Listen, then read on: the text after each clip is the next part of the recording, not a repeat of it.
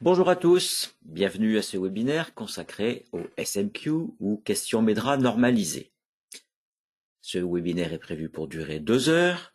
En fait, il risque de durer un peu moins, mais ça nous laissera du temps pour vos questions et vos remarques.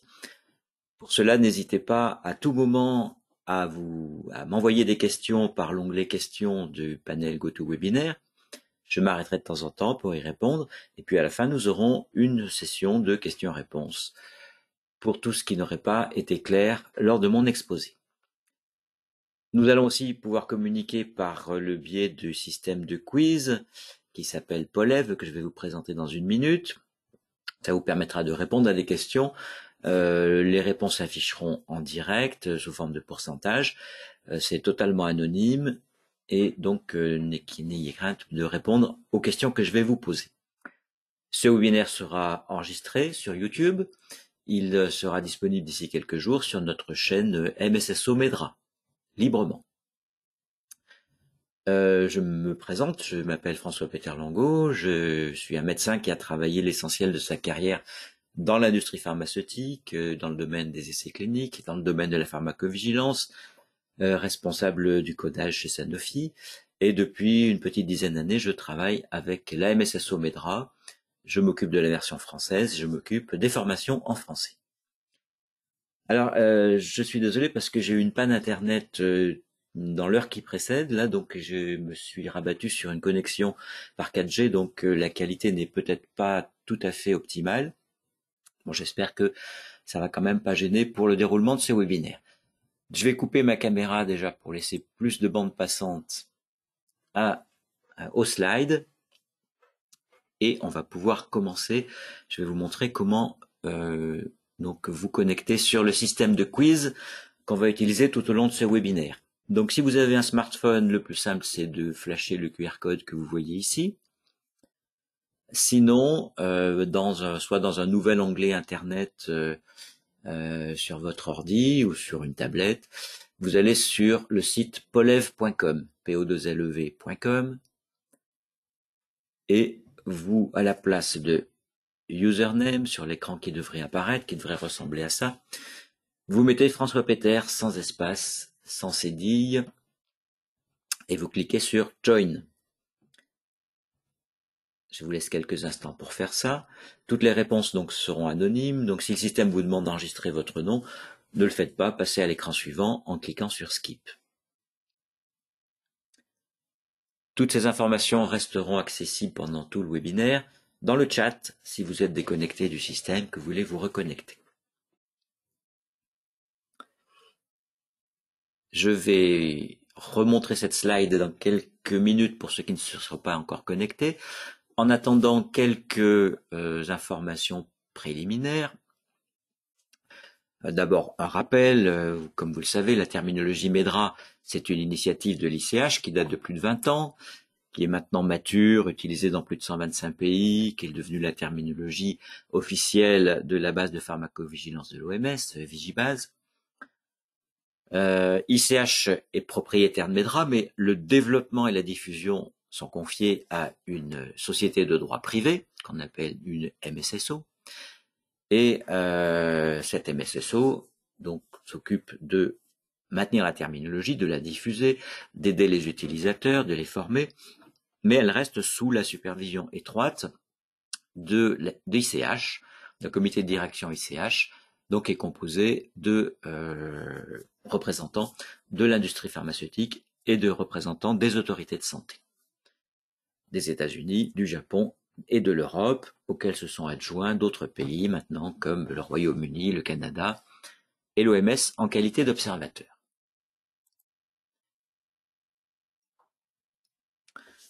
Juste un mot de copyright. Cette présentation, elle est, comme MEDRA, elle appartient à ICH, mais elle est sous le régime de la licence publique, c'est-à-dire que vous êtes parfaitement en droit de la réutiliser pour vos besoins de formation interne, par exemple, simplement en mentionnant le copyright de l'ICH. Et puis si vous faites des modifications, les modifications doivent être clairement identifiées. D'ailleurs, je vous signale que vous pouvez télécharger cette formation, toutes les slides telles que je vous les présente, dans l'onglet documents du panel GoToWebinar et vous trouverez aussi quelques fichiers Excel qu'on utilisera en fin de webinaire pour des démonstrations et donc vous pourrez les réutiliser si vous voulez refaire l'exercice chez vous. Qu'est-ce qu'on va voir aujourd'hui? Donc en premier, nous allons rappeler un petit peu l'existence du document point à considérer pour l'extraction et la présentation des données MEDRA, qui contient un certain nombre de règles, de directives et de conseils concernant d'une façon générale l'exploitation des données codées avec MEDRA, mais aussi plus spécifiquement les SMQ. Et puis on va parler vraiment des SMQ, de leurs caractéristiques, du contexte dans lequel elles ont été créées, attirer votre attention sur la gestion des changements de version, et puis on parlera donc de l'intérêt et des limites de l'SMQ, comment elles sont utilisées dans le monde réel, et quels sont leurs avantages et possiblement leurs limites.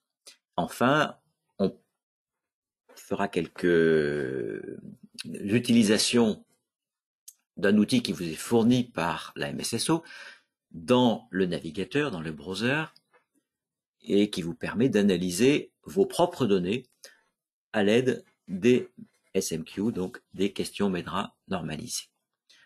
On parlera des applications des SMQ dans le monde biopharmaceutique comme dans le monde réglementaire. Et puis, pour finir, on abordera brièvement la création de requêtes personnalisées s'il n'existe pas de SMQ répondant au sujet de votre intérêt, de vos préoccupations médicales. Je remonte brièvement, pour ceux qui ne seraient pas encore connectés, la façon de se connecter au système de quiz qu'on va utiliser pendant tout ce webinaire.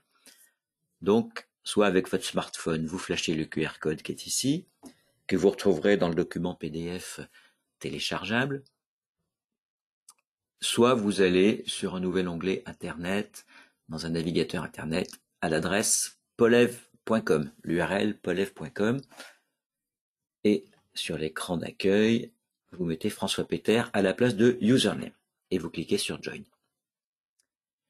Eh bien, voyons tout de suite si ça fonctionne. Je lance la première question qui devrait apparaître maintenant.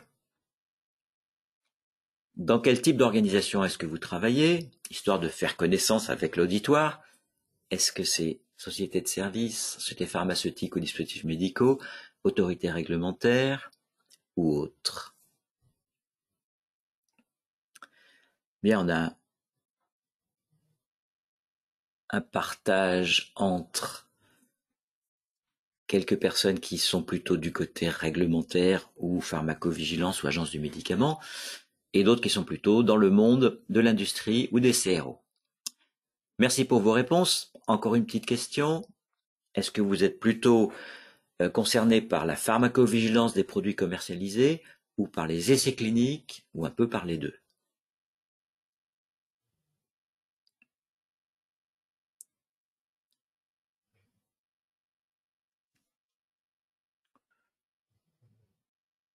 Ok, merci beaucoup pour vos réponses.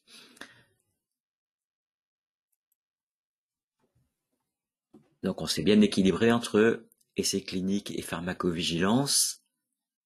Dernière question, est-ce que vous avez suivi le webinaire du début de semaine ou un autre sur l'analyse des données et la création de requêtes?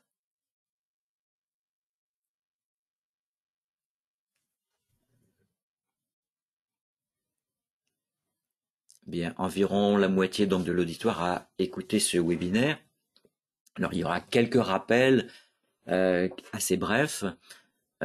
Pour ceux qui n'ont pas écouté les webinaires, je les engage peut-être à aller sur l'enregistrement YouTube qui est déjà disponible pour le réécouter et capter les points, en particulier pour la création de requêtes qui ne sont pas couvertes par des SMQ. Bien, merci. On va commencer tout de suite par aborder le premier chapitre et donc rappeler l'importance de ce document qu'on appelle familièrement PTC, point à considérer. Alors c'est vrai que des points à considérer, il y en a deux dans MEDRA. Il y a le point à considérer pour la sélection des termes, c'est-à-dire pour le codage, et celui-ci qui nous intéresse aujourd'hui, le point à considérer pour l'extraction et la présentation des données MEDRA. Donc on va voir un petit peu son contenu. Ces points à considérer, ils sont destinés aussi bien à ceux qui appartiennent à l'industrie qu'à ceux qui travaillent pour les autorités réglementaires.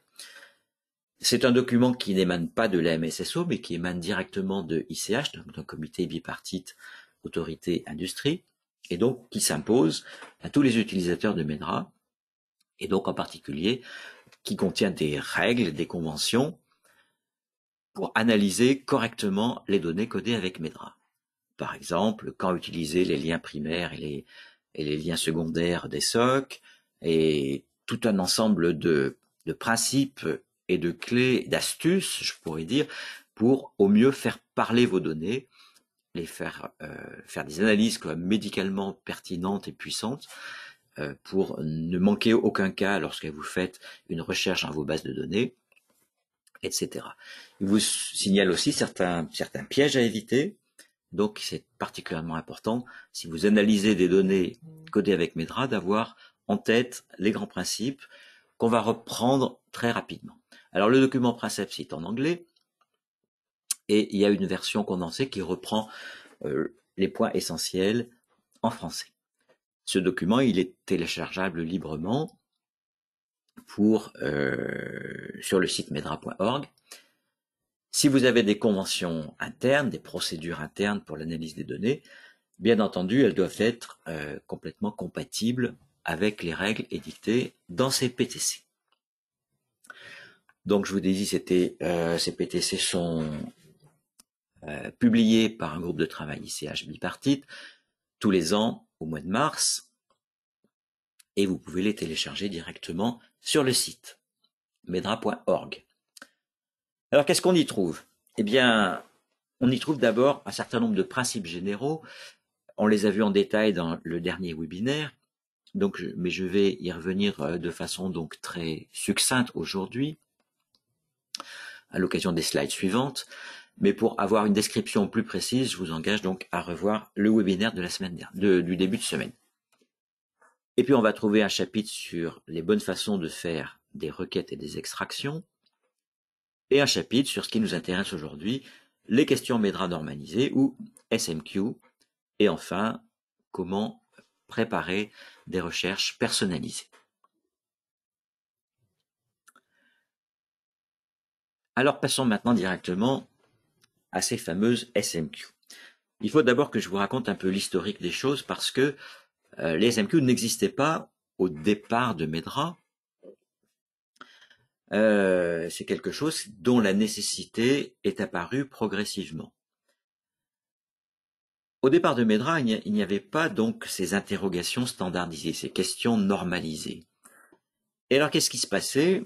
Bien, typiquement, quand, par exemple, une autorité demandait à un industriel, s'il vous plaît, sortez-moi tous les cas que vous avez sur tel problème de pharmacovigilance, par exemple, les atteintes hépatiques, avec votre produit, parce que on a l'impression qu'on a un signal, on a l'impression qu'il se passe quelque chose, donc on voudrait voir tous les cas que vous avez dans votre base.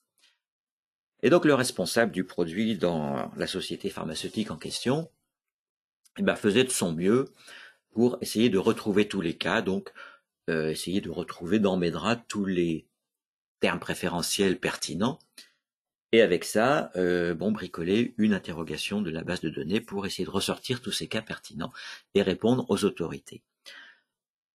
Or, il s'est avéré rapidement que c'était un processus qui n'avait aucune reproductibilité ni aucune cohérence, parce qu'il y a évidemment autant de façons de choisir les termes pertinents qu'il y avait de responsables de ce genre d'analyse.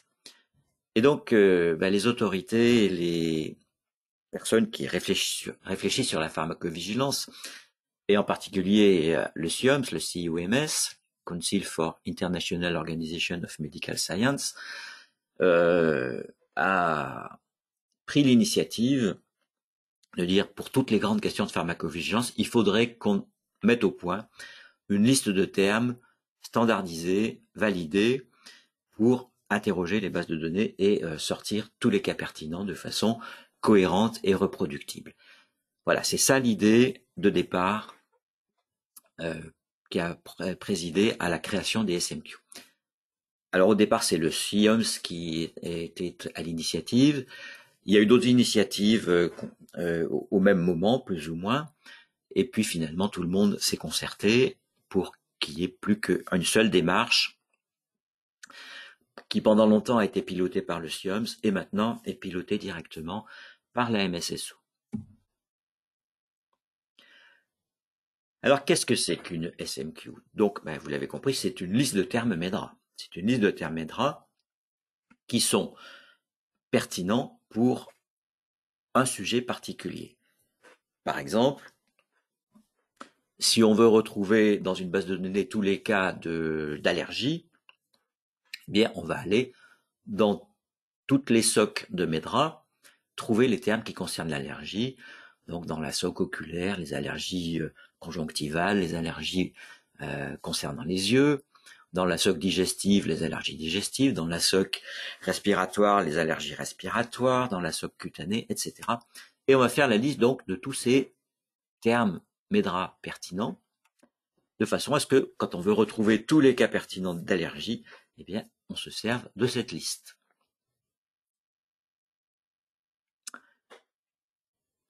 Alors, qu'est-ce qu'on va y mettre dans ces listes? C'est la grande question, en fait. Pour une bonne SMQ, bien entendu, on va commencer par mettre les pathologies directement pertinentes pour le sujet qu'on veut aborder, qu'on veut explorer. Mais il faut se poser aussi la question, est-ce que il n'y aurait pas des signes et symptômes un peu caractéristiques et il faudrait aussi examiner les cas qui ont présenté ces signes et symptômes. Et puis il y a peut-être aussi des observations cliniques ou paracliniques, des résultats d'examen par exemple, qui sont plus ou moins spécifiques et lorsque un cas contient un de ces résultats, il faudrait peut-être aussi l'examiner pour voir s'il est pertinent, etc. On peut penser aussi aux complications caractéristiques de la pathologie. L'idée étant évidemment d'être aussi exhaustif que possible pour ne rater aucun cas lorsqu'on utilise ces listes de recherche. En pratique, donc, ces listes, une fois établies, qu'est-ce qu'on va en faire? Eh bien, on va les utiliser pour faire ce qu'on appelle une requête sur la base de données. Alors, qu'est-ce que c'est exactement une requête pour ceux qui ne sont pas trop informaticiens? Bon, bien sûr, l'objectif de ces listes, c'est d'aider à l'identification des cas, on l'a bien compris. Voilà, un peu ce schéma essaye de représenter ce que c'est qu'une requête. Vous avez ici à gauche quelque chose qui représente votre base de données, que ce soit une base de données d'essais cliniques, par exemple un pool de tous les événements indésirables, ou une base de données de pharmacovigilance. Et puis vous avez à droite cette liste que vous avez constituée donc avec tous les termes MEDRA qui sont pertinents pour interroger une pathologie particulière.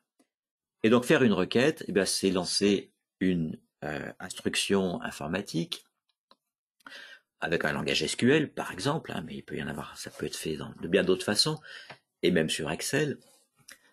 Donc une interrogation informatique, une instruction informatique qui va repérer dans votre base de données tous les cas qui contiennent un LLT ou un PT appartenant à notre fameuse liste SMQ.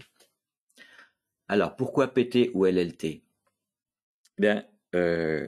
Ces listes contiennent les LLT parce que, généralement, comme vous le savez, le codage MEDRA est fait au niveau des LLT. Donc, les PT ne sont pas nécessairement contenus dans la base de données. Donc, pour que ce soit plus pratique à préparer ces requêtes, les SMQ contiennent non seulement les PT, donc les termes qui désignent directement les concepts médicaux, mais aussi les LLT sous-jacents, qui sont les synonymes ou quasi-synonymes de ces termes. Alors en règle générale, quand vous lancez cette requête, cette instruction, la machine va vous sortir une liste de cas, donc tous les cas qui contiennent un LLT contenu dans votre liste. Et puis viendra ensuite une étape de revue manuelle pour retenir les cas qui sont vraiment pertinents. Parce que ce qui se passe généralement, c'est que si on essaye d'être le plus exhaustif possible pour ne rater aucun cas, eh bien on va aussi générer du bruit, c'est-à-dire sortir des cas qui finalement s'avèrent non pertinents pour le sujet en question. En fait, c'est toute la difficulté des SMQ, comme d'ailleurs de toutes les requêtes, c'est de trouver le bon rapport entre la sensibilité et la spécificité. Si la sensibilité n'est pas assez bonne, on risque de rater des cas. Par contre, si la spécificité n'est pas assez bonne, on aura beaucoup de bruit, c'est-à-dire de cas non pertinents, et on va passer beaucoup de temps à faire un tri manuel après. Alors je vous pose une question pour savoir vos pratiques actuelles. Est-ce que actuellement vous utilisez les SMQ dans votre organisation? Alors, vous pouvez me répondre par Polève.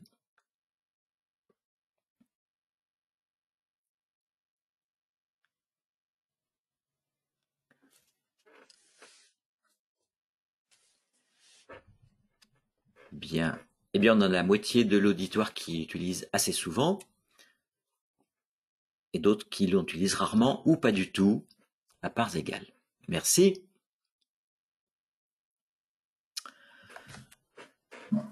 À ce jour, le nombre de SMQ a bien grandi depuis l'époque où on a commencé à avoir l'idée. Dans la version 27, il y en a 110 SMQ de niveau 1. Alors, de niveau 1, je dis ça parce que certaines SMQ sont hiérarchiques. Donc, elles ont des sous-SMQ, des sous-sous-SMQ, etc. Donc, on ne parle que celles qui sont au plus haut niveau. Et il y en a sur 110 sujets. Donc, là, ça vous en donne quelques exemples, simplement. Une des dernières, bien sûr, ça a été la Covid-19. Et la toute dernière, je crois que ça a été les myocardites et péricardites non infectieuses qui ont été ajoutées suite au problème de vaccination à la Covid-19, puisqu'il y avait besoin évidemment de retrouver rapidement tous les cas dans les bases de données des autorités comme des industriels concernés. Donc on rajoute constamment des SMQ et en fait on les rajoute sur la demande essentiellement des utilisateurs lorsqu'ils ont un besoin qui n'est pas couvert. Donc rien ne vous empêche de demander, de suggérer à la MSSO la création d'une nouvelle SMQ. Voilà, alors on va voir maintenant les caractéristiques un peu plus détaillées de ces SMQ. Quels sont les termes MEDRA inclus? On en a déjà un petit peu parlé. Et on va voir les sophistications de certaines SMQ qui sont des listes de termes mais avec des fonctionnalités en plus. Par exemple, d'avoir plusieurs types d'interrogations, soit à portée large, soit à portée étroite. On retrouve la notion de spécificité et de sensibilité. Certaines sont munies d'algorithmes, certaines, comme je vous l'ai dit, sont hiérarchiques. Et puis on va parler du statut des termes, puisqu'il y a des flags sur certains termes, par la signification, et de la gestion des versions dans les SMQ avec quelques principes à surtout ne pas oublier.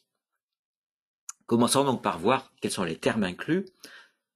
Donc, j'ai déjà dit, en fait, on va y trouver des PT et des LLT.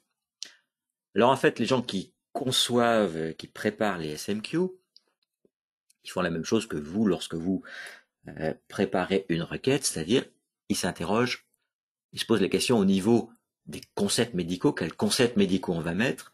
Donc, les concepts médicaux, c'est le niveau des preferred terms, des termes préférentiels ou PT. Donc, les SMQ sont construites en sélectionnant tous les PT pertinents. Et après, pour les raisons que je vous expliquais tout à l'heure, on rajoute dans la SMQ la liste de tous les LLT qui sont liés aux PT qui ont été sélectionnés, de façon à faciliter les requêtes. Vous ne trouverez jamais dans une SMQ un LLT tout seul si son PT n'est pas sélectionné dans la SMQ.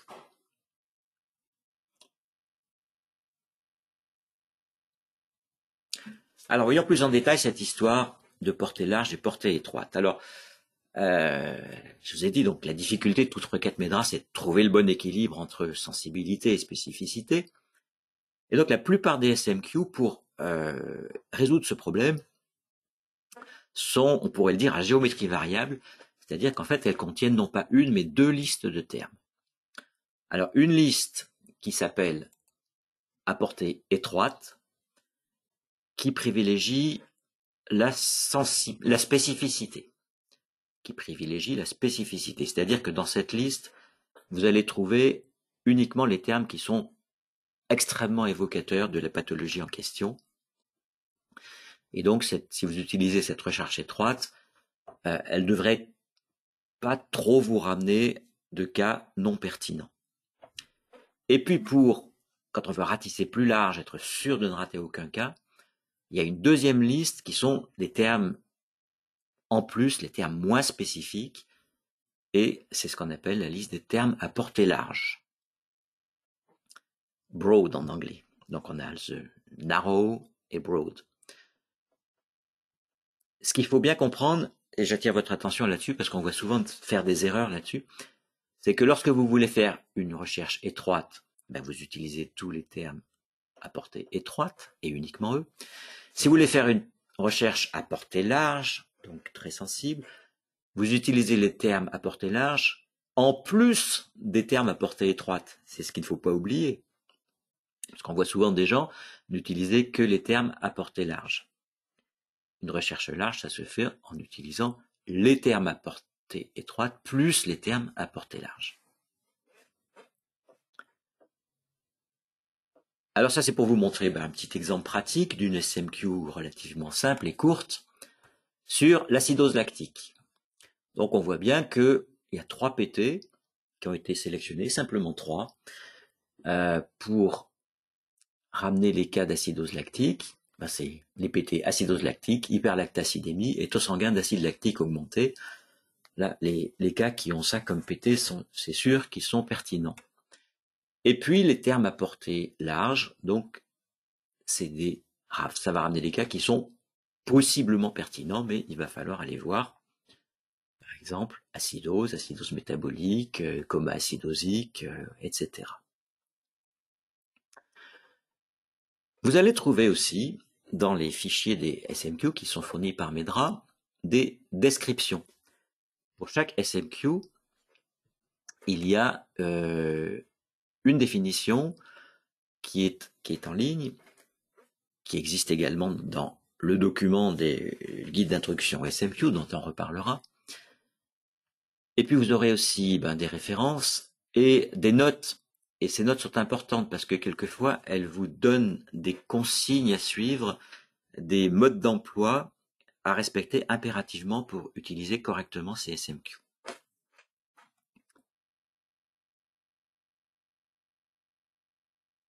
Voilà, c'était la première caractéristique de certaines SMQ, enfin de la plupart des SMQ, liste à portée étroite, liste à portée élargie.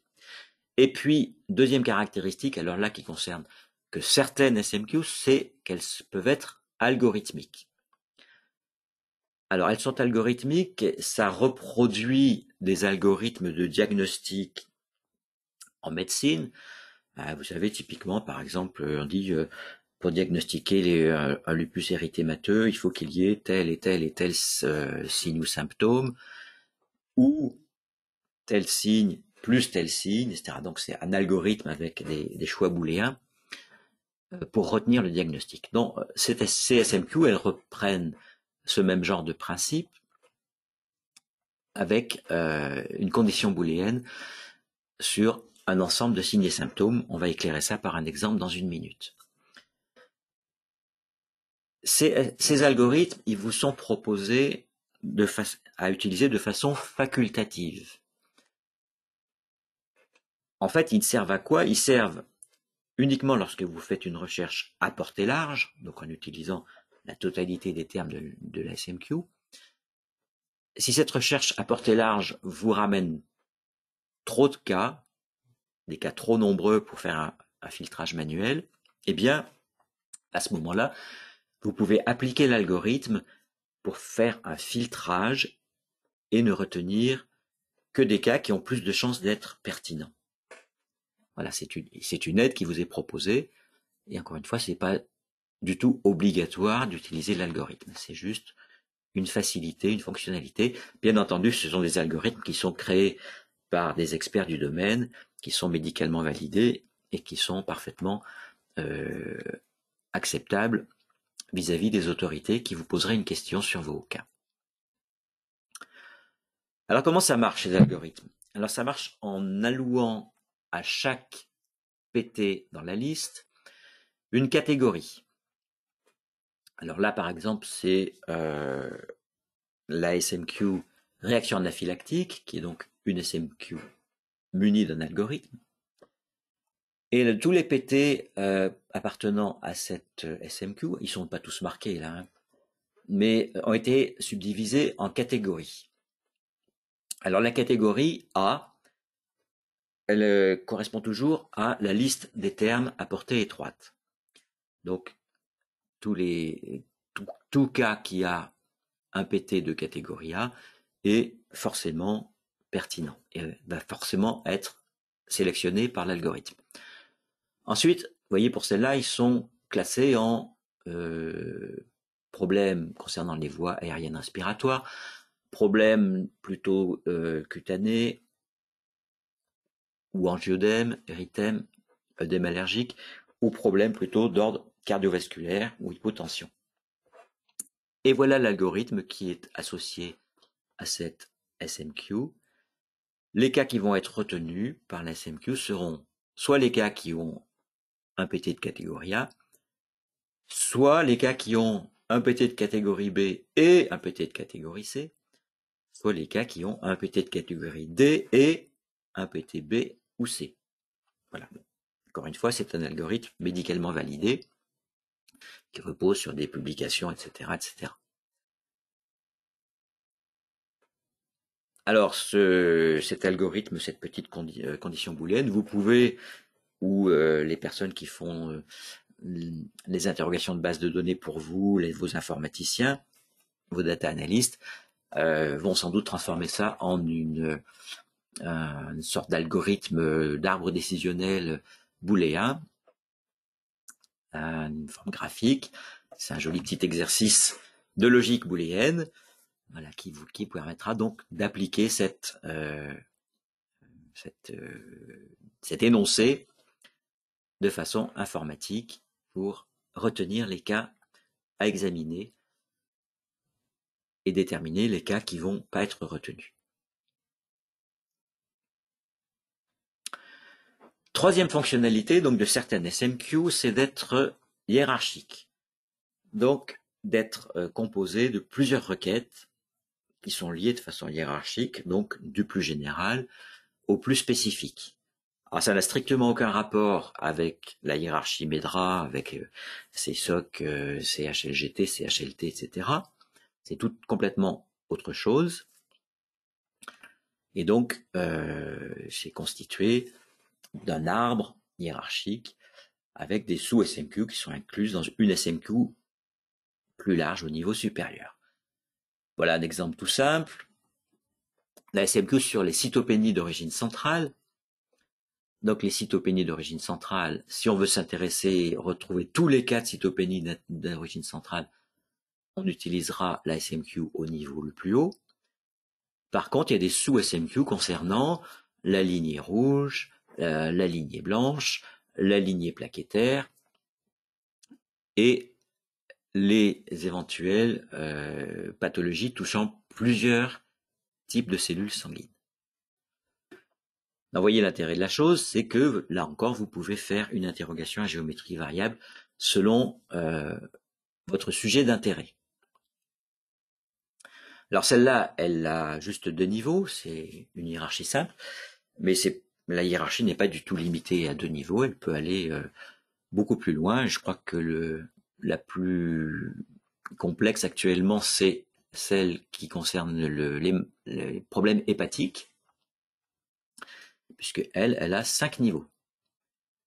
Donc, qui vont du plus général, affection hépatique, tout confondu, en passant par les affections hépatiques possiblement d'origine médicamenteuse,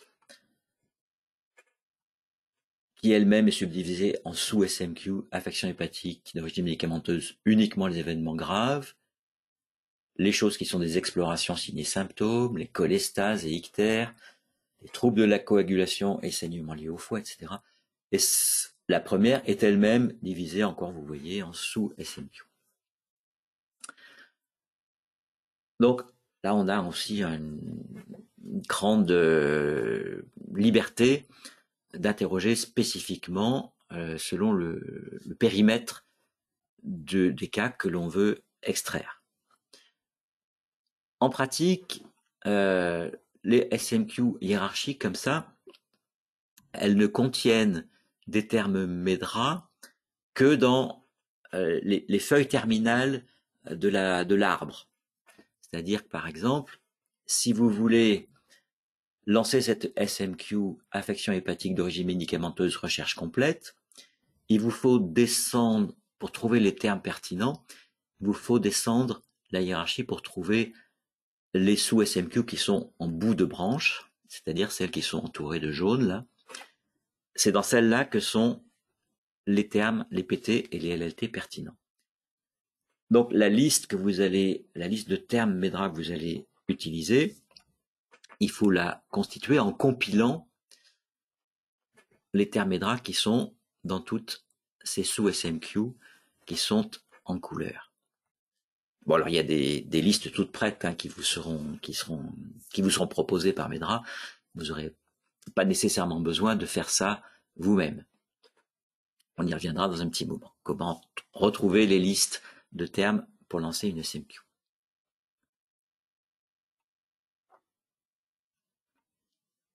Les statuts des SMQ, comme la plupart des items dans MEDRA, une SMQ peut être active ou inactive.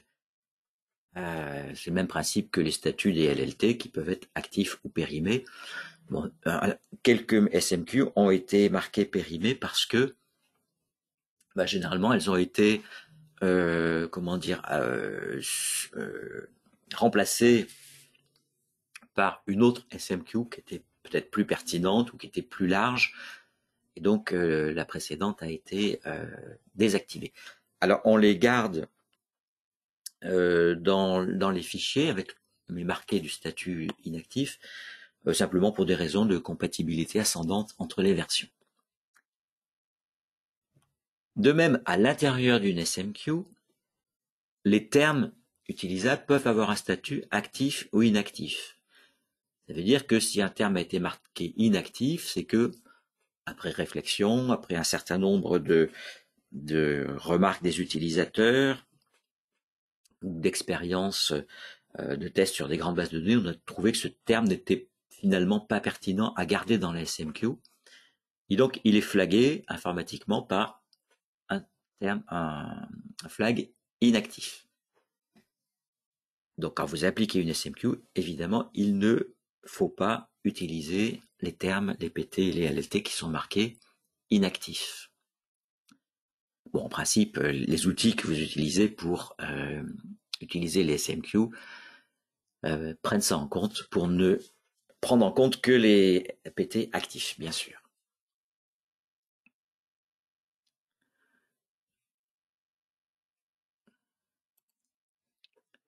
Alors, je m'arrête une seconde, voir s'il y a quelques questions. Bon, il n'y a pas de questions à ce jour, à ce moment. Donc, on va continuer avec les problèmes de version. Alors, comme vous le savez, MEDRA arrive avec une nouvelle version tous les 6 mois, et ça n'est pas sans poser quelques difficultés aux utilisateurs.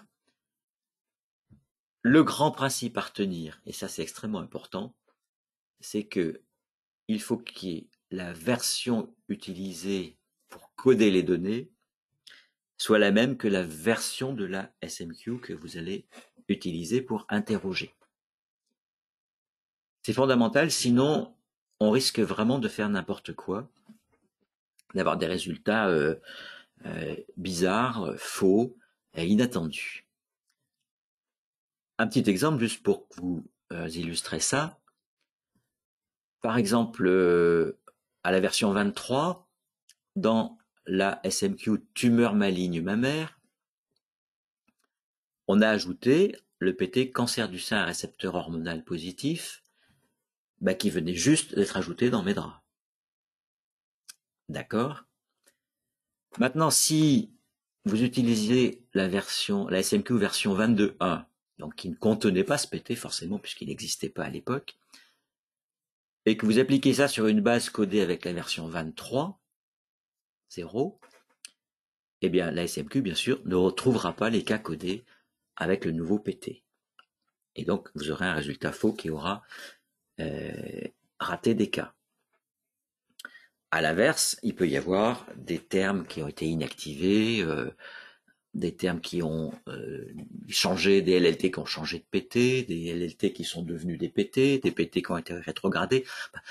Tout un tas de choses qui peuvent faire que les résultats, si vous n'avez pas identité entre les deux versions, les résultats seront tout à fait de mauvaise qualité.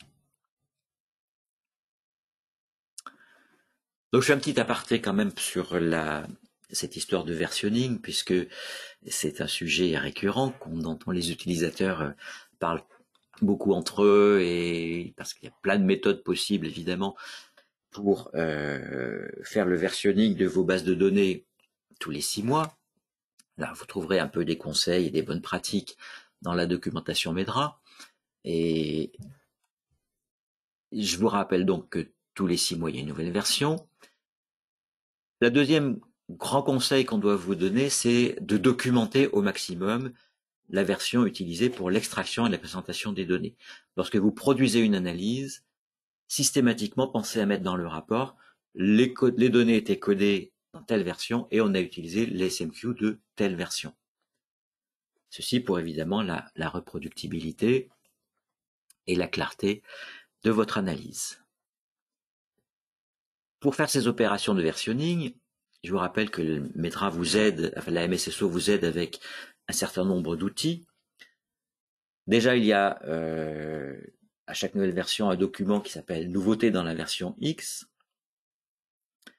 Et puis, il y a le Version Report qui est très détaillé, qui vous donne tous les changements qu'il y a eu entre les deux versions.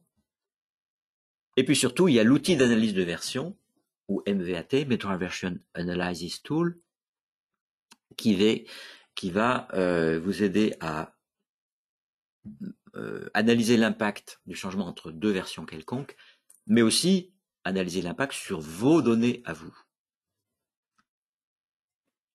Voilà, donc c'est un outil en ligne, il y a son URL ici, il est gratuit pour tous les utilisateurs du moment qu'ils ont une souscription à MEDRA. Et donc, comme je vous disais, il vous permet de faire un rapport de version, donc voir tous les changements entre deux versions quelconques de MEDRA. Et surtout, donc, il va vous permettre de faire une analyse d'impact sur vos propres données que vous allez envoyer sous forme d'une feuille Excel très simple.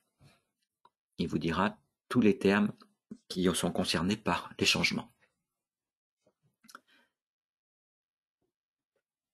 Cet outil, il est disponible dans toutes les langues gérées par MEDRA. Il peut même vous permettre d'ailleurs d'interroger les termes supplémentaires, c'est-à-dire les termes qui sont en préparation, qui sont déjà validés et qui ne seront publiés qu'à la prochaine version. Bon, ça peut servir dans certaines circonstances. Vous pouvez également voir les changements qu'il y a eu dans les liens secondaires des termes vers les SOC. Si vous avez besoin de vous en servir, cet outil, bon, il est relativement intuitif, mais vous avez un webinaire qui est en anglais, mais qui est facile à suivre, qui est disponible sur medra.org et qui doit être aussi disponible, je pense, sur la chaîne YouTube de la MSSO.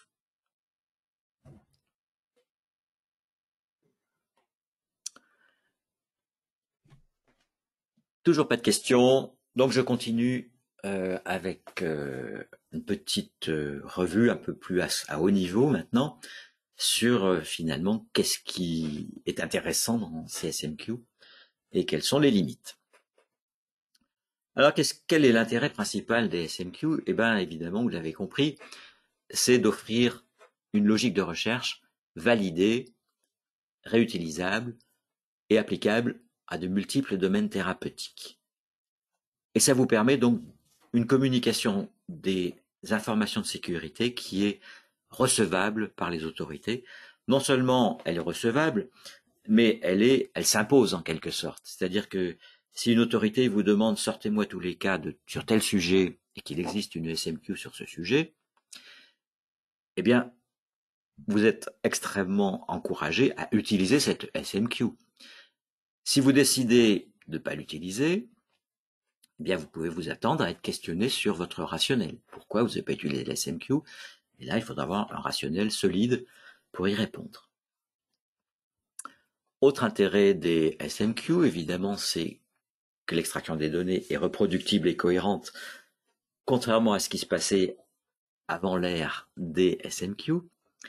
Et puis l'autre intérêt aussi, c'est que ces SMQ, elles sont maintenues par la MSSO, ou la JMO pour les japonaises, et donc c'est pas à vous de faire le travail de versionning, c'est la MSSO qui s'en charge de rajouter tous les termes pertinents, de les maintenir en permanence et d'émettre une nouvelle version, donc tous les 6 mois. Quelles sont leurs limites? Bon, bien entendu, on a vu que ça couvre beaucoup de sujets, mais évidemment pas tous. Donc il se peut que, pour certains sujets qui vous préoccupent, vous n'ayez pas de SMQ. Et donc dans ce cas-là, il va falloir que vous fabriquiez, entre guillemets, votre propre question standard, question normalisée. Les SMQ, elles sont testées pendant leur développement, bien sûr, mais elles n'ont pas la prétention d'être parfaites et figées dans le marbre. En fait, elles évoluent constamment, non seulement à cause des nouvelles versions de Medrak et des nouveaux termes qui arrivent, mais aussi en fonction des remarques et suggestions des utilisateurs. Donc, c'est pour ça que les SMQ ne sont jamais identiques d'une version à l'autre, enfin, sont souvent modifiés d'une version à l'autre. Et c'est pour ça que c'est particulièrement important, donc, de toujours appliquer la bonne version correspondant aux versions de codage de la base de données. En pratique, comment elles vous sont communiquées, ces SMQ? Bon, alors, le canal principal, évidemment, c'est le package des fichiers ASCII que vous téléchargez avec chaque version de Medra, puisqu'ils contiennent, outre tous les termes Medra, ils contiennent aussi les fichiers SMQ. Alors ça, c'est des fichiers ASCII, c'est plus destiné aux informaticiens, à être chargés dans les systèmes de base de données. Pour les utilisateurs plus du côté médical, on vous propose dans chaque nouvelle version, un tableau Excel qui s'appelle SMQ Spreadsheet. Alors c'est uniquement dans la version anglaise et je vais l'ouvrir pour vous montrer à quoi ça ressemble. Voilà, alors il y a plusieurs onglets. Le premier c'est SMQ hiérarchie. Je prononce pas ça à l'anglaise, par contre, pardon. Donc il vous permet d'explorer la hiérarchie des SMQ qui sont hiérarchiques. Donc vous avez par exemple pour les désordres, les troubles biliaires, vous voyez les 3 niveaux de sous-SMQ, sous-sous-SMQ et sous-sous-SMQ.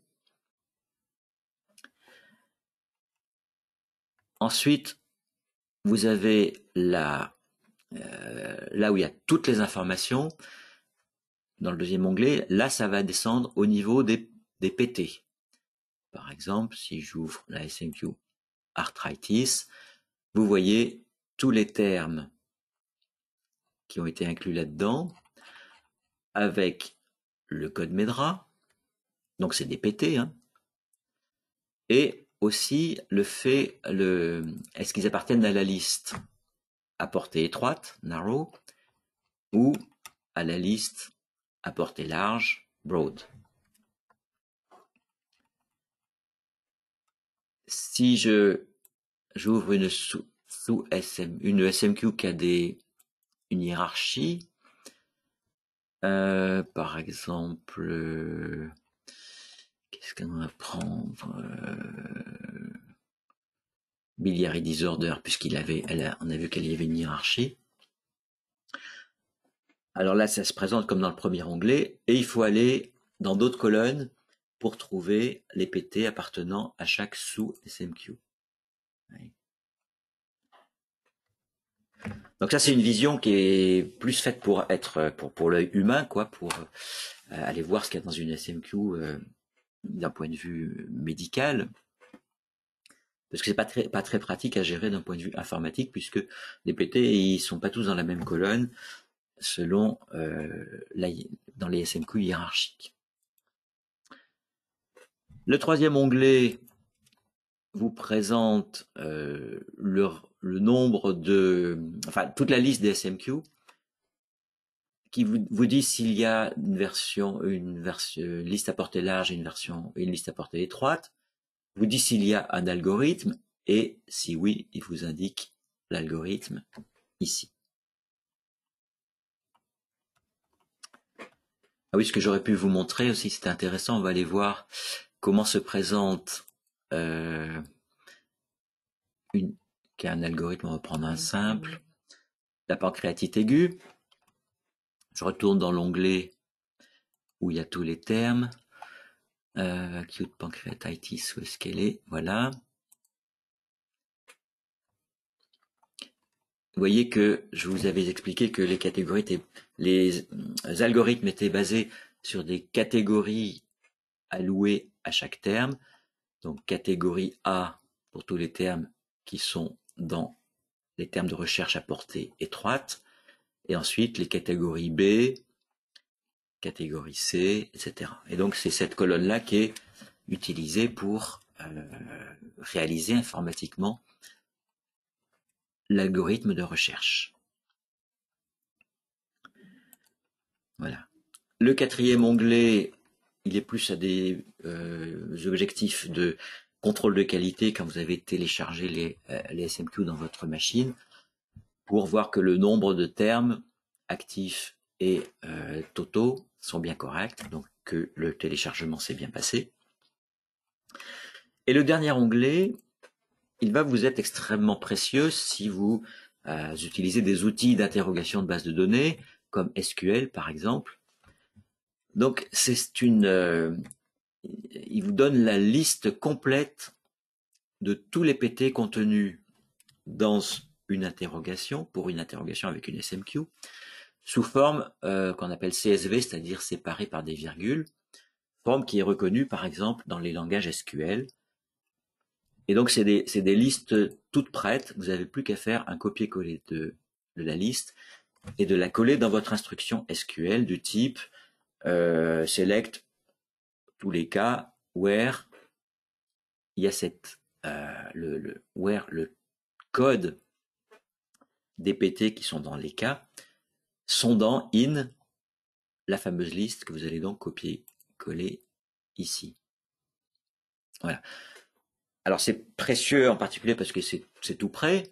Donc vous avez pour chacune, soit si vous voulez faire l'interrogation narrow ou si vous voulez faire l'interrogation broad plus narrow, c'est-à-dire élargie. Et aussi l'intérêt, c'est que pour les SMQ hiérarchiques, vous vous rappelez qu'il fallait aller chercher dans toutes les sous-SMQ en bout de branche la liste des termes. Et bien là, ce travail a été fait pour vous, donc la liste est complète, vous n'avez plus qu'à faire un copier-coller. Par contre, si vous voulez appliquer des SMQ hiérarchiques, alors là, il va vous falloir programmer ça vous-même dans votre machine. Ça n'est pas disponible sous cette forme-là.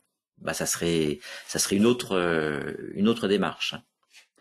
Mais comme on va le voir dans un moment, vous pouvez parfaitement faire l'analyse avec des SMQ algorithmiques grâce aux outils qui vous sont fournis dans le navigateur. Voilà donc ce que contient cette fameuse SMQ spreadsheet.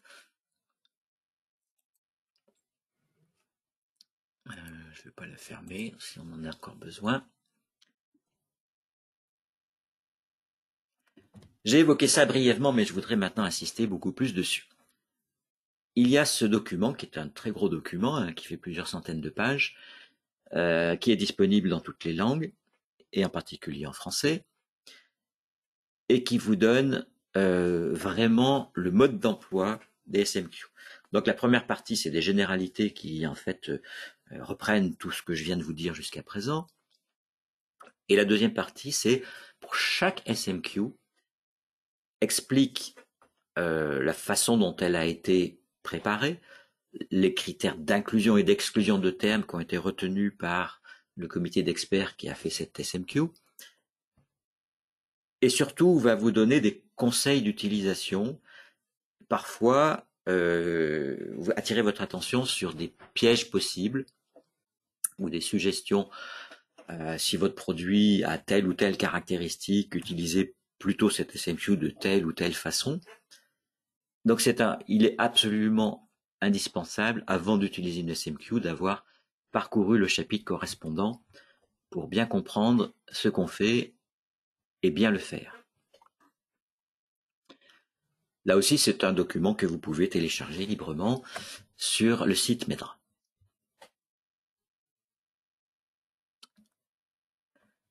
En pratique, comment ça se passe? De point de vue informatique, comme on l'a dit, une SMQ, c'est une requête. Simplement une requête qui a été sauvegardée, donc une liste de termes sauvegardée. On l'a dit aussi, comme généralement dans les bases de données codées avec Medra, ce que vous avez, c'est des LLT, généralement avec leur code numérique, et souvent aussi avec le terme LLT lui-même. Votre base peut ou non contenir les PT. Et comme je vous l'ai dit, les fichiers SMQ contiennent, eux, pour faciliter le travail, à la fois les PT et tous les LLT sous-jacents. Hyponymes, comme disent les linguistes. Les LLT hyponymes. Donc, qu'est-ce que vous allez faire? Vous allez charger cette SMQ dans une petite requête, et puis lancer les requêtes, comme on a vu tout à l'heure, sur le petit schéma, sur qu'est-ce qu'une requête. Et vous aurez à choisir les options. Est-ce que vous voulez utiliser la version à portée large ou la liste à portée étroite? Est-ce que vous voulez appliquer l'algorithme? Et si vous avez une SMQ hiérarchique, quel est le niveau hiérarchique que vous voulez utiliser pour votre interrogation?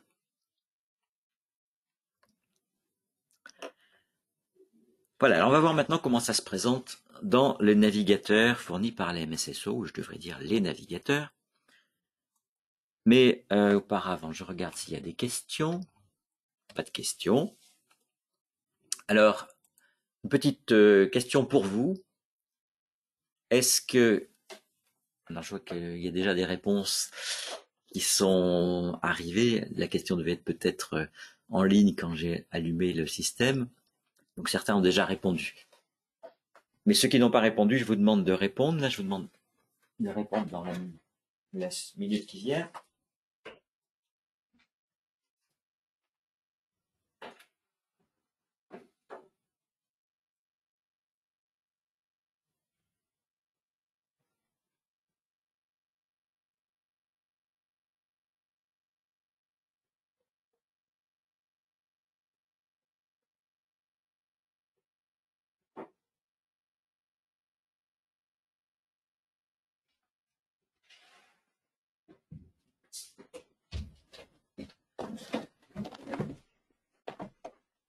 Ok, voilà, je m'excuse pour cette brève interruption.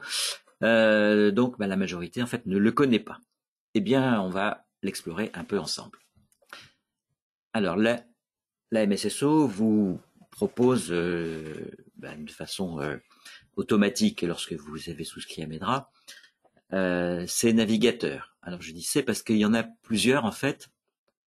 Sur ordinateur, il y a une version qui est une application que vous devez installer, qui s'appelle le navigateur du bureau, MDB, Medra Desktop Browser. Donc, vous installez l'appli, vous installez dedans, vous téléchargez dedans les fichiers ASCII fournis par Medra avec chaque version. Et donc, vous pouvez utiliser, même déconnecté, Et ça peut vous être aussi utile si vous ne souhaitez pas envoyer vos fichiers pour utiliser envoyer vos propres données en ligne pour des raisons de confidentialité par exemple. Eh bien vous pouvez les traiter tout à fait en local, comme on le verra avec ce navigateur de bureau. Et puis il y a la version en ligne, donc le WBB, Web Based Browser, qui est accessible directement sur le site Medra. L'interface est presque totalement identique entre les deux applications. Et puis il y a aussi la possibilité d'utiliser, de naviguer dans Medra sur des dispositifs portables du type smartphone ou tablette, puisqu'il existe une version spécifique pour soit iOS, soit Android, qui vous permet, même si vous n'avez pas d'ordinateur, d'explorer un peu Medra, et y compris les SMQ d'ailleurs.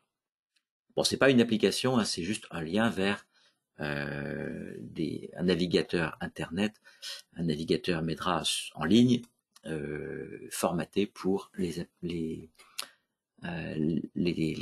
téléphones ou les tablettes. Donc il faut être donc souscripteur à Medra pour pouvoir soit télécharger le navigateur de bureau, soit se connecter sur le navigateur en ligne. Vous pouvez donc naviguer soit dans la terminologie Medra bien sûr, et aussi dans les SMQ, on va le montrer dans un petit moment. Vous pouvez choisir la langue de votre interface et toutes les langues de Medra. Ça, entre parenthèses, ça peut être extrêmement précieux parce que ça vous offre un outil de traduction médicale assez fantastique, où toutes les correspondances sont validées entre les concepts médicaux exprimés dans les différentes langues. Et puis vous pouvez, c'est une fonctionnalité assez intéressante, faire comme sur Amazon, c'est-à-dire aller remplir un panier qui là sera rempli de termes Medra lorsque vous voulez par exemple vous constituer une liste de termes pour créer votre propre SMQ. Eh bien, vous remplissez votre panier et ensuite vous allez l'exporter sur une feuille Excel pour lancer votre requête ou donner ça à votre informaticien. Quelques autres fonctionnalités qu'on signale au passage de ces navigateurs. Ils vous permettent même de voir les termes qui sont en préparation pour la prochaine version, ce qu'on appelle les termes supplémentaires. Alors ça concerne uniquement les termes anglais, hein. Et bien sûr, ce n'est disponible que dans la version web du navigateur. Il vous affiche les liens primaires et secondaires. L'intérêt de la chose, pour bien comprendre l'intérêt de la chose, je vous renvoie au dernier webinaire. Et puis donc, il va vous permettre, et c'est ce qu'on va démontrer dans un moment, d'analyser vos propres données avec des SMQ, d'appliquer des SMQ sur vos propres données. Enfin, il y a quelques possibilités de recherche avancées avec des opérateurs booléens. Alors, on va faire ça. Malheureusement, comme ma connexion Internet est assez faible, je ne vais pas utiliser le navigateur en ligne, je vais utiliser mon navigateur de bureau, parce que j'ai peur qu'autrement... Oh, je peux essayer, puis si ça va pas assez vite, je mettrai mon navigateur de bureau. Le problème est que le navigateur en ligne, il risque de prendre pas mal de bandes passantes et d'être assez lent. On va voir comment ça se passe. Je ferme un peu ça. Donc l'accès au navigateur en ligne WebB, vous avez un raccourci ici. Bon, ça a l'air de se passer pas mal. Bon, il faut rentrer son identifiant et son mot de passe de son organisation. Alors tiens, tant qu'à faire, on va lui faire parler français. Et on va choisir Medra en français, puisqu'on est dans un webinaire en français. Voilà. Bon, alors apparemment, Ça se passe bien au point de vue bande passante. Donc l'intérêt, c'est que les caractères sont plus gros, donc je pense que vous voyez mieux que sur le navigateur du bureau qui a des caractères tout petits. Puis en plus, je peux zoomer un petit peu. Voilà. Bon, je refais pas la démonstration du navigateur en vue, là où on explore la terminologie, donc la vue qu'on appelle la vue SOC par les SOC, puisque pour ça, on l'a fait dans d'autres webinaires auxquels je vous renvoie. Ce qui nous intéresse aujourd'hui, c'est d'aller dans la vue SMQ. Alors, dans la vue SMQ, vous avez dans la partie gauche toutes les SMQ que vous pouvez dérouler jusqu'au niveau des PT. Là, vous voyez que les PT de la liste à portée étroite sont en bleu et ceux complémentaires pour la recherche élargie sont en rouge. Donc vous pouvez explorer, et vous pouvez d'ailleurs explorer là jusqu'au niveau des LLT. Donc là, c'est une façon très simple de voir ce qu'il y a dans une SMQ. Ensuite, vous avez des fonctions de recherche. Ici, vous pouvez très facilement, on va chercher par exemple réaction anaphylactique.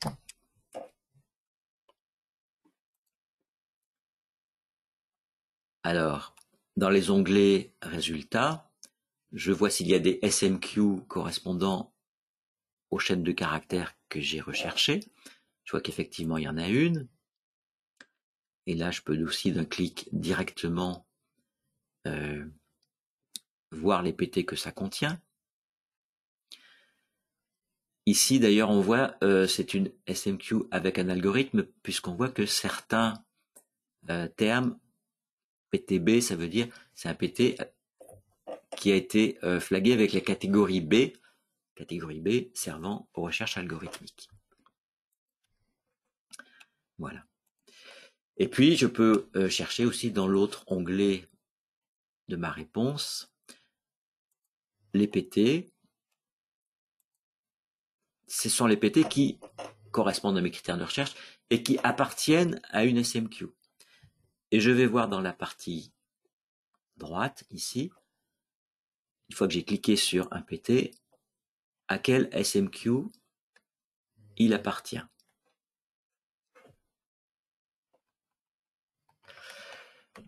Lorsque vous cliquez sur une SMQ, vous avez aussi quelque chose d'intéressant. Dans la partie droite, vous avez ce dont on parlait tout à l'heure, la description de la SMQ, les références bibliographiques, et puis les remarques d'utilisation. Donc c'est des choses qui sont identiques à ce que vous retrouvez dans le guide PDF, guide d'introduction au SMQ. Vous pouvez également faire un export avec le menu contextuel, donc un clic droit. Vous pouvez exporter la SMQ et donc vous aurez dans ce cas-là une feuille Excel.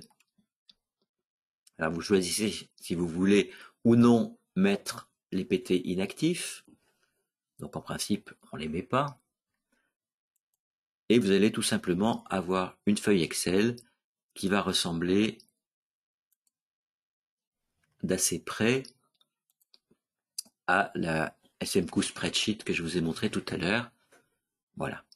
Avec donc la liste de tous les PT indiquant s'ils sont étroits, appartiennent à la liste étroite ou à la liste élargie, etc. Il y en a beaucoup dans celui-là. Voilà. Qui vous dit en plus pour chacun alors les catégories. Ah oui, j'ai pas parlé des poids, tiens. Il y a certains algorithmes, certains SMQ à algorithmes qui, en plus des catégories, ont un poids assigné à chaque terme. Et les cas sont retenus si la somme des poids des termes dépasse un certain niveau. Voilà.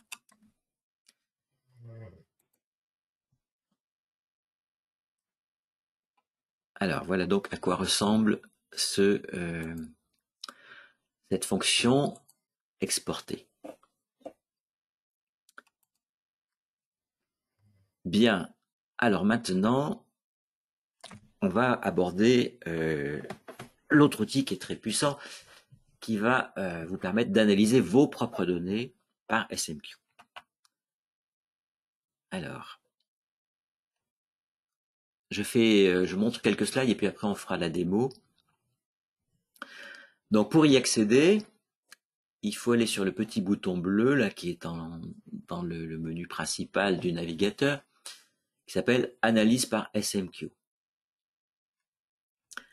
Et vous allez donc pouvoir appliquer les SMQ de votre choix, voire toutes les SMQ d'un seul coup, à vos propres données, en choisissant toutes les options possibles. Et là, vous pouvez choisir faire une recherche à portée large ou à portée étroite. Vous pouvez exploiter les hiérarchies et vous pouvez également appliquer les algorithmes.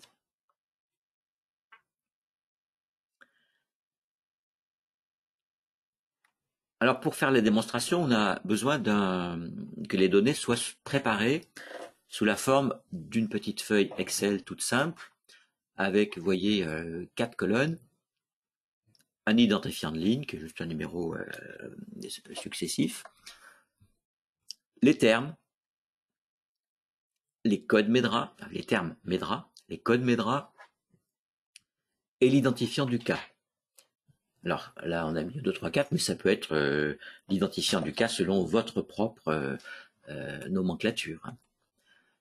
Il y a besoin de l'identifiant du cas obligatoirement si on applique des algorithmes, puisque il faudra qu'un cas pour être retenu doit avoir tel et tel et tel terme, donc il faut bien que la machine sache quels sont les termes appartenant au même cas.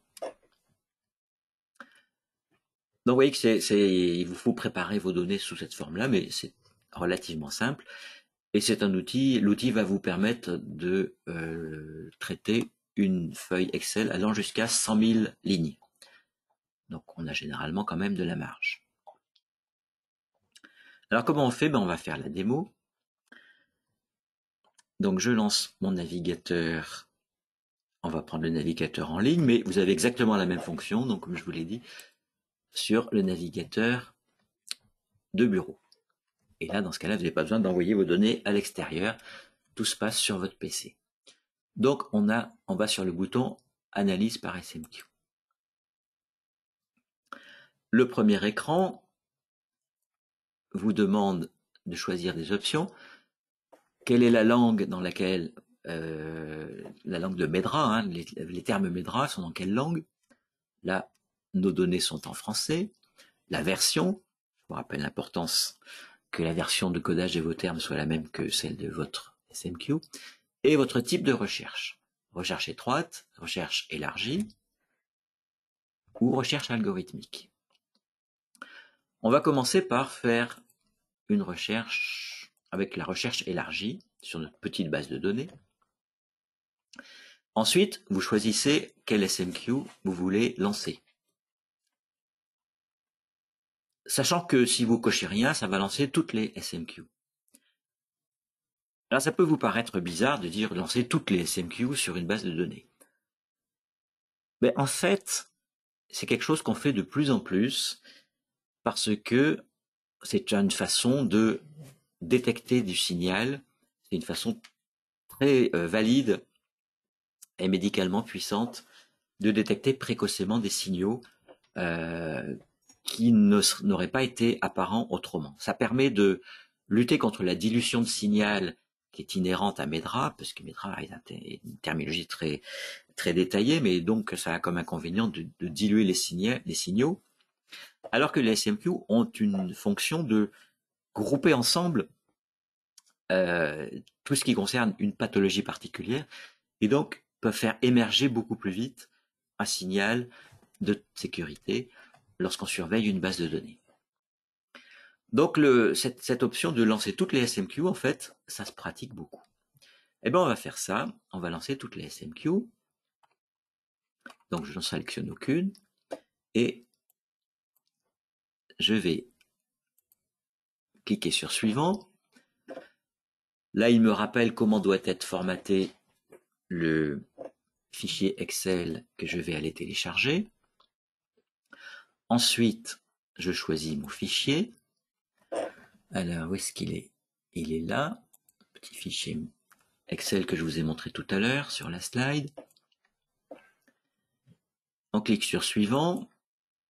Donc le système va analyser si il trouve bien tous les termes. S'il y a des termes qu'il ne trouve pas ou si les codes ne correspondent pas aux termes, j'aurai un warning.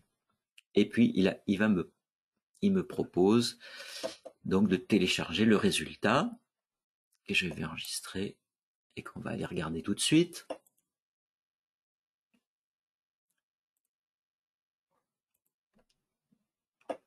Alors, où est-ce qu'il est? Voilà. Voilà. Alors, le fichier résultat que vous obtenez, il est structuré comme ça. Bon, vous avez un petit rappel des critères que vous avez choisis, là. Recherche élargie, toutes les SMQ. Et là, vous retrouvez les données que vous avez envoyées. Et il y a des nouvelles colonnes qui sont ajoutées, c'est-à-dire qu'il a regardé si chacun des termes appartenait à une ou plusieurs SMQ. Vous voyez par exemple la ligne 2, distension abdominale. Ce PT appartient à la fois à la SMQ symptômes et intervention thérapeutique gastro-intestinale dans la liste étroite et pancréatite aiguë dans sa liste large. Et alors ensuite, il vous suffit de trier votre fichier Excel par SMQ. Et on va voir donc tout de suite qu'est-ce qui est sorti dans notre base de données. Voilà. Affection à médiation immunitaire auto-immune. On a 3 lignes correspondant à 2 cas, le cas 13 et le cas 14. Je voulais aller voir celui qui est sur le lupus. Où est-ce qu'il est,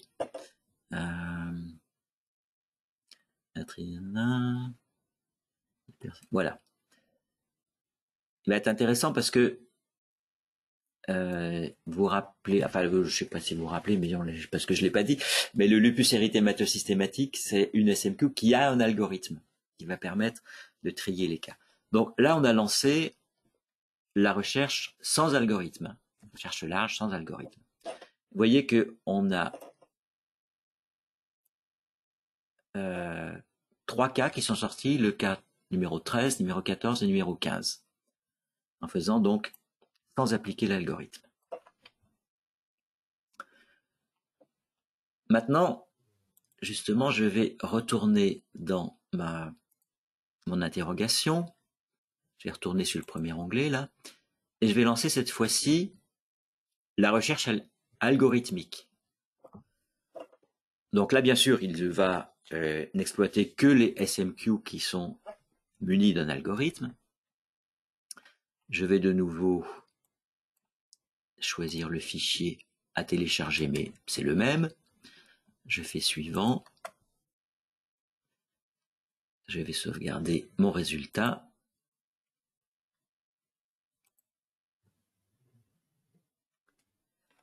Voilà. Alors évidemment, il a appliqué, la liste est beaucoup moins longue puisqu'il a appliqué que les SMQ algorithmiques.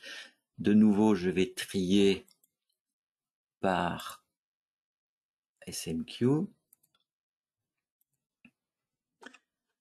Donc là, il a appliqué les filtrages algorithmiques et les cas pertinents pour lupus érythémateux systémique, cette fois-ci, on n'en a plus que 2, le 13 et le 14. Le 15 a disparu, il a été éliminé par l'algorithme. Donc vous voyez, c'est extrêmement simple d'appliquer des SMQ sur vos données avec ces outils fournis par les MSSO, qui sont bien évidemment validés, reconnus et acceptables par toute autorité. Bien. Alors, où en sommes-nous? Bon, ça, c'est les diapos qui reprennent la démonstration que je viens de vous faire.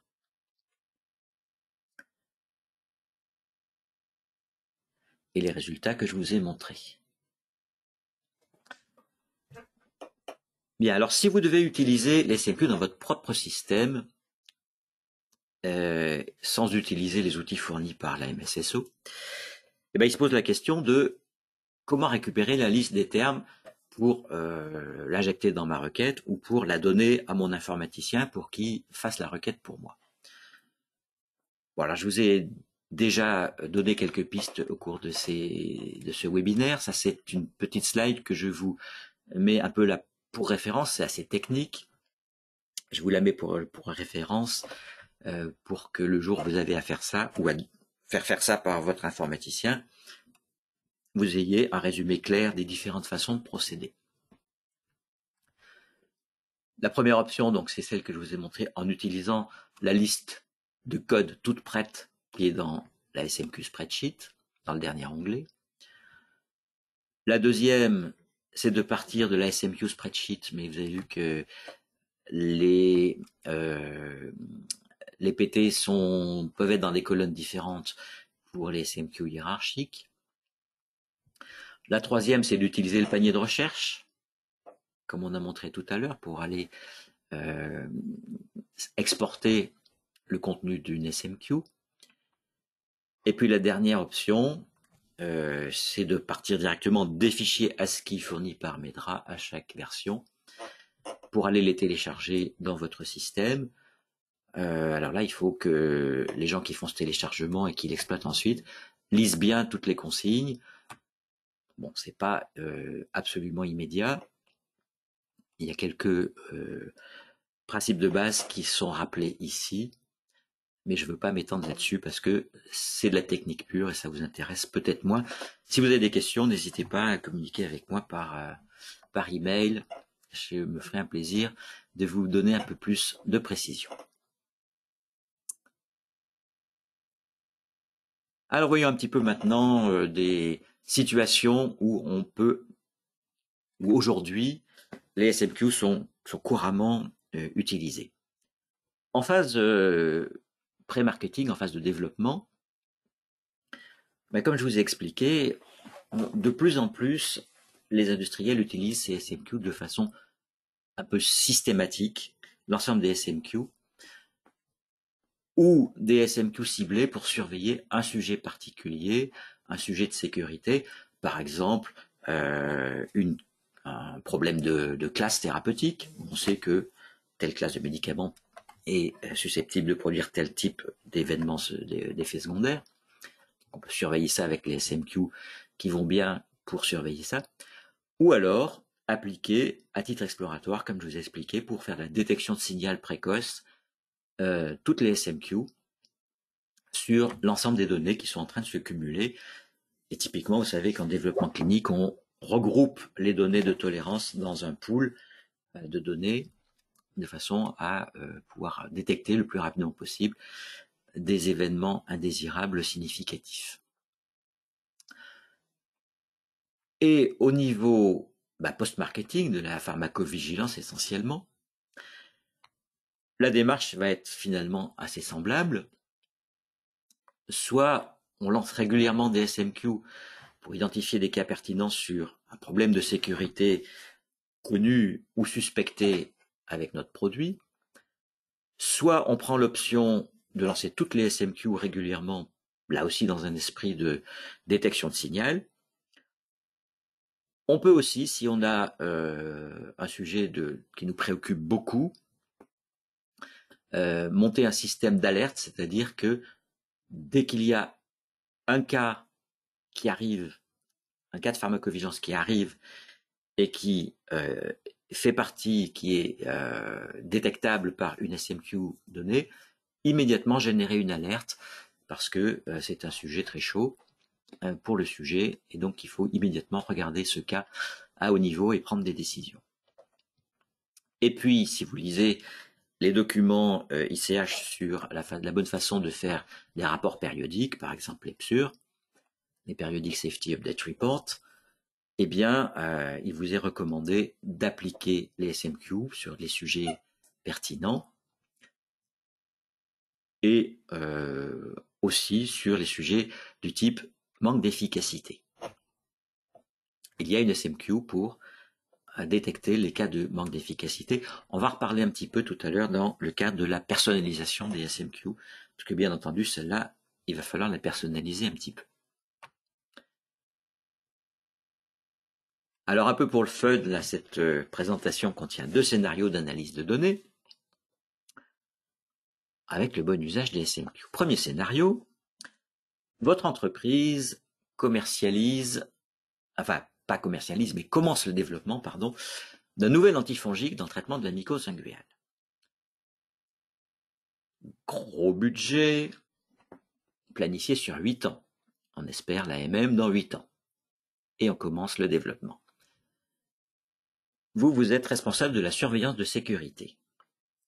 Et donc, vous décidez de lancer périodiquement une analyse par SMQ sur toutes les données de tolérance, les événements indésirables graves qui sont en train de s'accumuler. Et voilà que, alors que 1000 patients ont reçu le traitement, cette analyse détecte 5 cas possibles d'anémie hémolytique grâce à la SMQ. Évidemment, ça vous préoccupe, parce que le rapport bénéfice-risque d'un truc contre la mycose de l'ongle, qui potentiellement génère des anémies hémolytiques, et bien ce rapport bénéfice-risque, il est défavorable.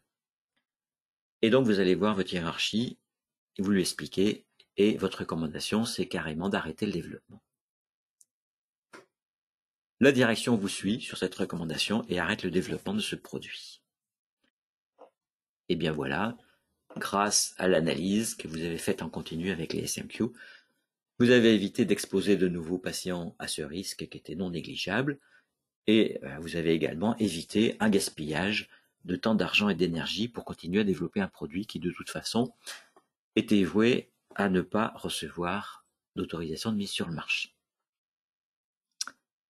Deuxième scénario, vous êtes toujours dans le service recherche et développement et votre boîte développe le 4e produit d'une classe thérapeutique, mais dans cette classe thérapeutique, les produits déjà existants ont tous des effets secondaires d'hypertension et d'angioedème, mais d'autre part c'est un produit qui a un intérêt thérapeutique important, donc le risque est jugé acceptable. Alors vous faites pareil, vous analysez régulièrement vos données avec les SMQ hypertension et angioedème pour surveiller de près ce qui se passe pendant le développement, puis pendant le début de la commercialisation, puisque vous avez obtenu l'AMM pour ce produit. Et puis au bout d'un certain temps, d'un certain nombre de patients traités, eh bien bonne nouvelle, il s'avère que votre produit ne sort pas avec ces SMQ, donc ne présente pas ces risques d'hypertension et d'angioedème qui sont associés aux autres produits de la classe thérapeutique. Encore une fois, grâce à vous, maintenant on sait que ce produit est plus sûr que ses concurrents de la même classe thérapeutique, et donc évidemment c'est tout bon pour les patients et pour votre entreprise en plus. Et donc vous recevez les félicitations de votre direction et je vous souhaite le bonus qui va avec. Bien. Toujours pas de questions de votre part. Donc nous allons aborder le chapitre suivant qui concerne les recherches personnalisées. Alors donc évidemment, si aucune SMQ ne correspond exactement à votre besoin, vous pouvez construire une recherche personnalisée, vous allez devoir le faire. Alors parfois, vous allez pouvoir partir d'une SMQ existante qui conviendrait à peu près, mais que vous avez besoin de modifier. Ou alors, vous allez carrément partir de la feuille blanche et construire votre requête maison. Si vous prenez l'option de modifier une SMQ existante, alors d'abord, il faut avoir bien à l'esprit que, en faisant cela, vous sortez d'un standard reconnu. Il se pourrait bien que les autorités réglementaires vous demandent d'expliquer pourquoi.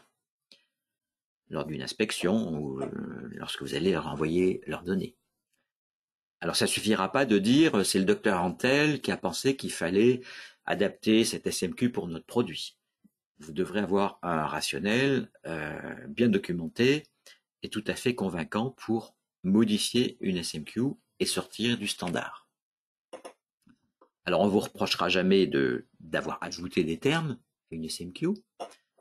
Par contre, si vous enlevez des termes d'une SMQ, il vous faudra là un rationnel solide, mais ça peut tout à fait exister. Hein.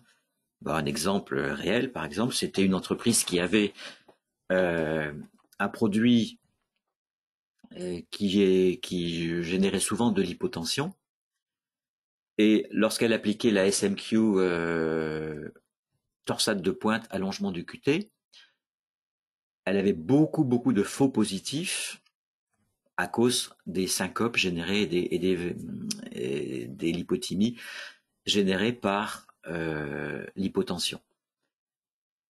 Donc là, elle a décidé d'enlever le PT syncope de cette SMQ et pris les mesures pour démontrer que c'était médicalement et scientifiquement acceptable. Alors si vous le faites, de modifier une SMQ, attention à la terminologie que vous employez, il ne faut pas appeler ça une SMQ, il faut appeler ça requête MEDRA basée sur une SMQ modifiée. C'est le terme consacré. Vous devez bien documenter les modifications que vous avez faites et le rationnel. Et puis du coup, c'est vous qui devenez responsable de la mise à jour et du versionning de cette SMQ modifiée.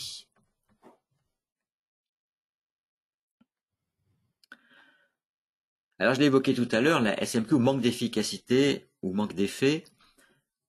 Évidemment, ça c'est une SMQ qu'il va falloir customiser selon l'effet attendu de votre produit, bien entendu. Là, nécessairement, en plus des termes un peu génériques qui existent dans cette SMQ, il est sûrement pertinent de rajouter tout un ensemble de termes qui peuvent traduire le manque d'efficacité de votre produit. Là aussi, il faudra bien documenter, valider les choses, et puis maintenir cette SMQ au fil des versions de MEDRA.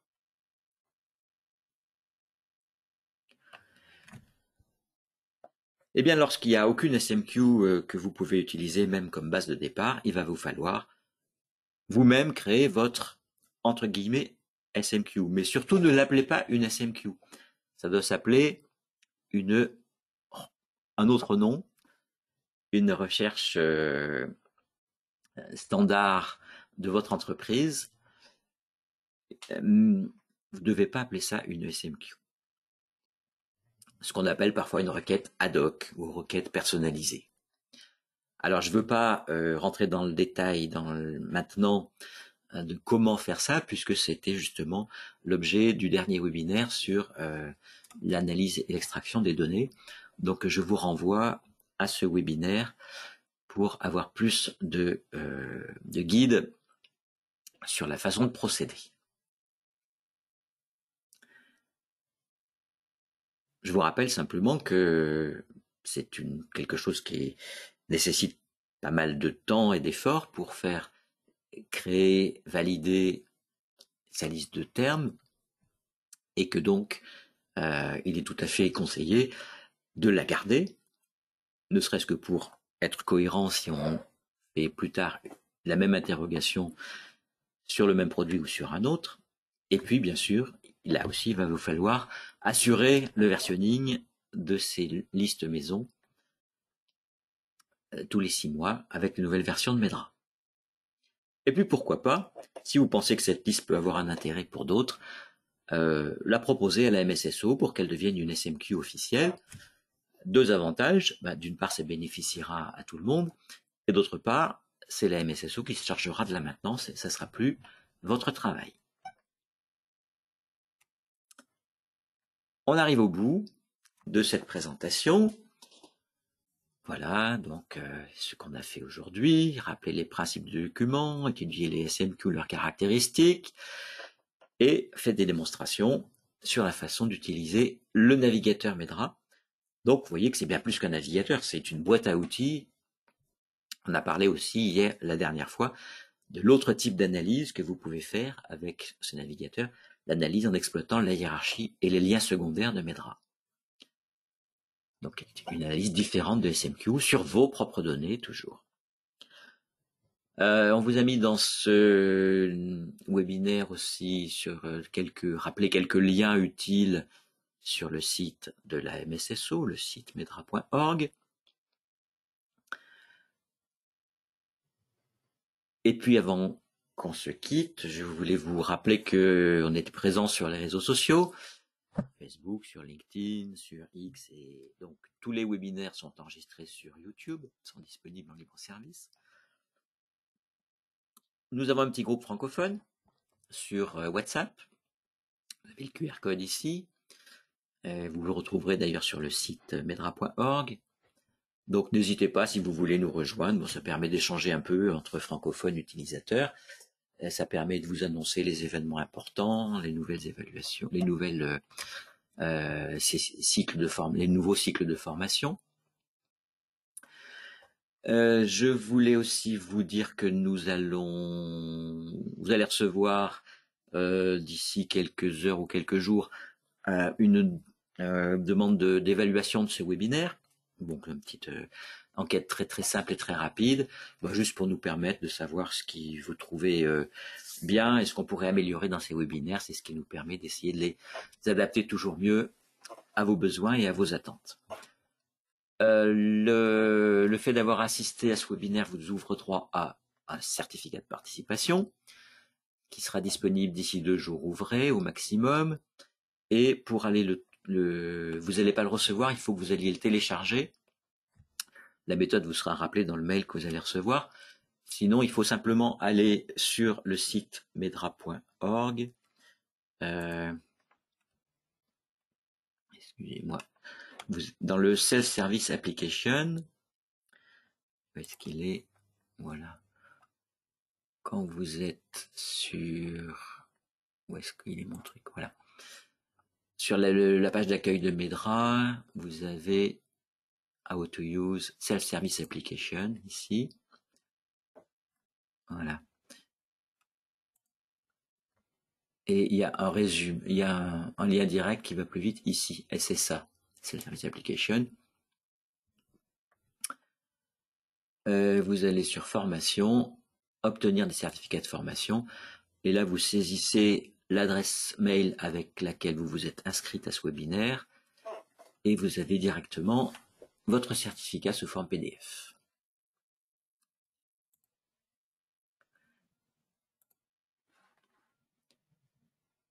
Voilà, nous avons couvert tout ce qu'on devait voir aujourd'hui. Vous avez été très silencieux pendant ces webinaires. Est-ce que maintenant vous avez quelques questions?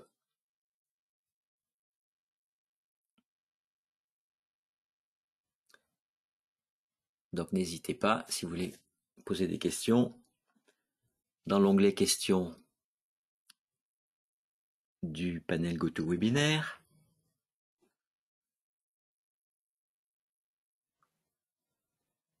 Bien, je vois pas de questions qui arrivent.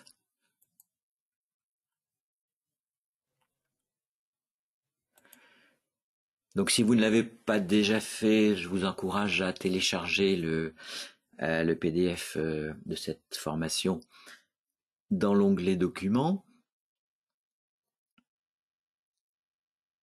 de GoToWebinar.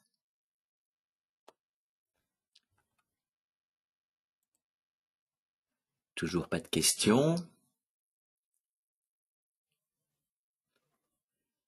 Bien, eh bien écoutez, j'espère que c'est parce que tout était clair. Eh bien, il me reste à vous souhaiter bonne réussite dans votre utilisation des SMQ, à vous remercier pour votre participation, et puis à vous dire à une autre prochaine fois, et à vous souhaiter un très bon week-end. Au revoir.